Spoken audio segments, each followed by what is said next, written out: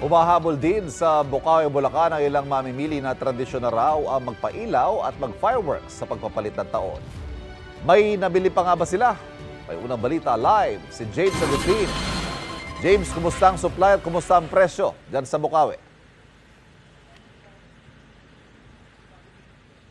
Ivan, good morning. Yung presyo ay kamukha pa rin nung kahapon at hindi na sila nagtaas ngayong araw na ito. At ang sinasabi sa atin ng mga mamimili ng paputok at pailaw, pampaswerte at pantaboy ng malas. Yan yung paniniwala nila. Kaya maaga silang dumayo din dito sa Bukawi, Bulacan para bumili niyan. Nagkakaubusan na ng supply ng ilang paputok at pailaw dito. Maagang dumayo sa Bukawi, Bulacan si Koy kasama ang kanyang asawa. Galing pa silang Quezon City. Ang hanap nila, aerial fireworks at mga fountain para sa pagsalubong sa bagong taon. Yung tradition kasi namin even before pa is fireworks to ward off the evil and let the yung luck come in. Tapos, well, ngayon kasi since may kids na rin ako, for them to be able to enjoy the lights. Once a year lang naman. Alauna naman na madaling araw umalis sa Batangas si Romzel. 15,000 pesos na halaga ng mga pailaw at paputok ang binili niya. Mas buhay na buhay yung New Year pag may ganito talaga sa amin. Kasi medyo malungkot kasi pag walang ganito. So nakasanayan talaga. Yearly na talagang ginagawa namin yun. Ano ho mga nilulook forward niyo for 2025? More blessings. Yung saswertehin pa din yung buong natin, mga kababayan. Si Chuck galing pang Antipolo.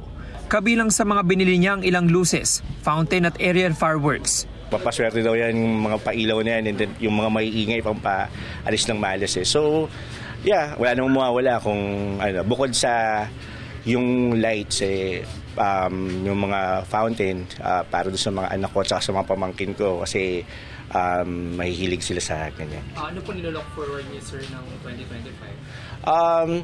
Well, more blessings, syempre good health, no? Sa ilang tindahan, nagkakaubusan na ng supply ng paputok at pailaw. Tulad halimbawa ng Roman candle, kwitis at sawa. Ang kwitis po namin ilang piraso na lang po, ilang bundle na lang, ang dami na po naming nabenta. Ang aming sawa ilang piraso na lang din po. Kahit po nag-stock po kami ng marami, naubos din po. Kahit po tumaas ang presyo, talagang tinatangkilik pa rin po ng tao. Mabibili ang luces sa 100 pesos hanggang 300 pesos ang 10 piraso, depende sa klase. Ang kwitis, 900 pesos ang 100 piraso. Mabenta rin ang mga cone fountain, mula sa maliit hanggang sa malaki, 25 pesos hanggang 180 pesos ang presyo. Habang ang tube fountain ay 150 pesos hanggang 1,500 pesos. Ang sawa naman ay 350 pesos hanggang 1,500 pesos, depende sa dami ng rounds. Patok din sa mga mamimili ang mga aerial fireworks na mabibili mula 1,500 pesos hanggang 35,000 pesos, depende sa dami ng shots.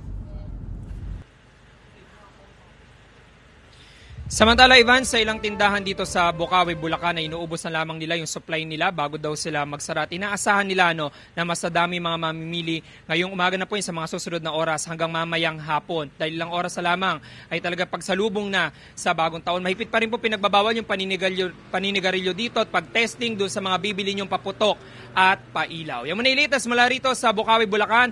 Happy New Year sa ating mga kapuso at cheers to 2025 sa iyo, Ivan. Ako po si James Agustin para sa GMA Integrated News. Cheers! Happy New Year! Maraming salamat, James Agustin. Kapuso, huwag magpapahuli sa latest news and updates. Mag-iuna ka sa balita at mag-subscribe sa YouTube channel ng GMA Integrated News.